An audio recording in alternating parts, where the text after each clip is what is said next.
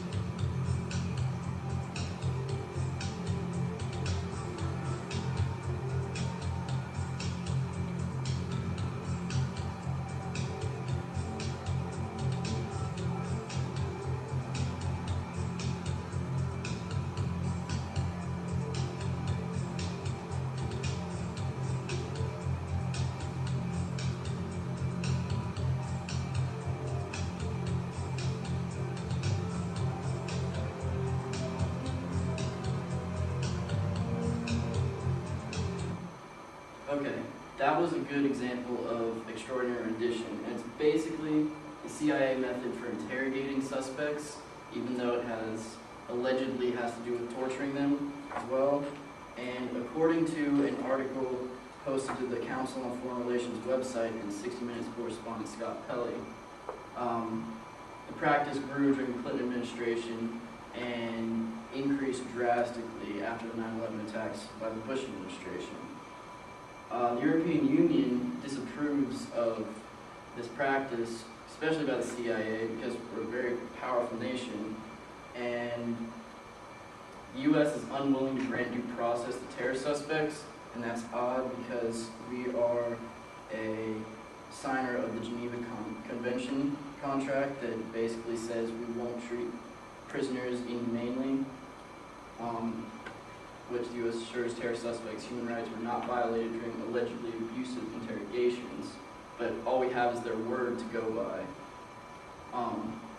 Some of the interrogation techniques they used that I found from a CIA interrogation document released through the Huffington Post are there's 3 different kinds of techniques they use. One of them is conditioning techniques, and that involves nudity. They strip the person completely nude, and that's just basically to be humiliating to them and show that they have no control. Sleep deprivation is a picture of kind of what they do. They shackle you up in vertical shackles, and they do water dousing to keep you awake, and I'll get to that later.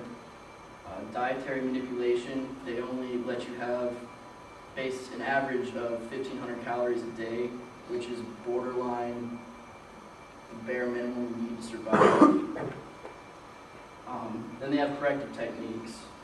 The corrective techniques are used to correct or startle and show control over the prisoner. One of them is the insult slap. It's, if you say a wrong answer or something, they'll probably slap you. The abdominal slap, facial hold, and the attention grasp. Aside from those, there's the coercive techniques, and those are used to cause even more physical and psychological stress. And one of the main things they do is what they call walling, and walling is where they put a collar around your neck called a walling collar, and they attach it to a rope or something like a rope, and they continually bash your face into the wall. And they get away with this because it's supposed to be a flexible wall, according to the Fire Aviator of the Washington Independent. And there's water dousing, and that's used with the sleep deprivation. They just douse water on you at intervals so that, it's just to correct things and keep you awake. They have stress positions where they usually have you in awkward positions. Sometimes they have you just standing there, and they do it for extended periods of time. While standing, that's one of the stress positions. Then they have cramped confinement. And what cramped confinement is, they put you in a box up to 20 hours a day. 18 hours you can be in what they call a large box, and 2 hours you can be in what they call a small box. Either way, it's basically solitary confinement. and that's a daily thing that they do with prisoners. We need to eliminate the problem, and one way to do this is through the executive branch, because the president basically has the say over what the CIA can and can't do. So in order to do that, he needs to refuse to partake in the practice and have the CIA abide by the new policy. All government branches would have to abide by the policy as well. And failure to abide would result in judiciary action, whether it be just by our country or by international law. It would also, if we did eliminate the problem, it would ease tensions with the European Union. And then you're probably asking, well, what if we don't do anything? Well, if we don't do anything, the abduction and interrogation of innocent people will definitely continue undeterred. And considering due process is not granted and a court trial isn't granted, then you don't know if there's false intel and if they have the right person or not. So that's really, really bad. U.S. and EU relations will probably deteriorate, and that could lead potentially to loss of allied nations that we have through our wars in Iraq and Iran and whatnot.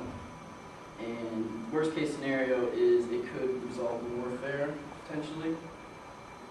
And what you can do to help is definitely voice your opinion. You can do that in a few different ways. You can vote for candidates willing to eradicate this policy. Aside from that, you can peacefully protest to extend terrorism suspects due process, which would help make sure that false intel is not a factor and we wouldn't be abducting the wrong people. You can also join groups or organizations dedicated to eliminating extraordinary rendition, and there's a few online that you can find. I've found a few. But aside from that, sometimes, even though the government may appear all-powerful and it seems like they're above their own laws, they're really not, and we feel like there's nothing we can do. You should just remember this quote from Thomas Jefferson, and it just says, "When the people fear their government, there's tyranny. When the government fears the people, there is liberty."